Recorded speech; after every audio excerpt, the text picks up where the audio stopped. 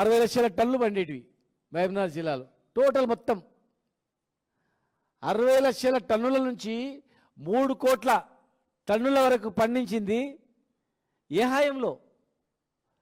ఆంధ్రప్రదేశ్ గవర్నమెంట్లో కాంగ్రెస్ హాయంలోనా లేకపోతే ఈ 10 సంవత్సరాల బీఆర్ఎస్ పార్టీ అధికారంలో వచ్చిన తర్వాతనా? 2 లక్షల ఎకరాల నుంచి 10 లక్షల ఎకరాల వరకు సాగు చేయించింది ఎవరు?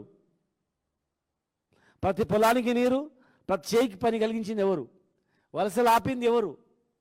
రైతులను ధనవంతులను చేసింది ఎవరు? రైతులకు విలువ వచ్చింది ఎవరు? ఎప్పుడు? 2014 కన్నా ముందు రైతు భూమి విలువ ఎంత?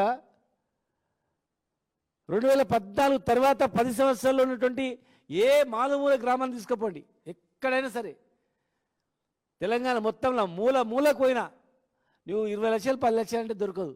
ఆ స్థాయికి పోయింది. వ్యవసాయాన్ని పండుగ చేసినందుకే కదా. మహబూబ్నగర్లో తాగడానికి 14 ఒకసారి నీళ్ళు వచ్చేది తాగడానికి. తాండాలలో బిందె మీద బిందె పెట్టుకొని కిలోమీటర్ల కొద్ది పోయేది. పాముగా చచ్చేది. మోటార్లు కాలిపోయేటివి.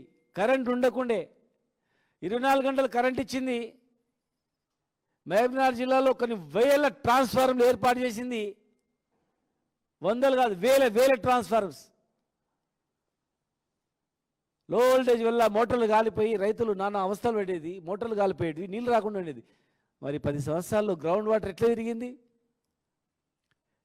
ఇన్ని వందల చెక్ డ్యామ్లు,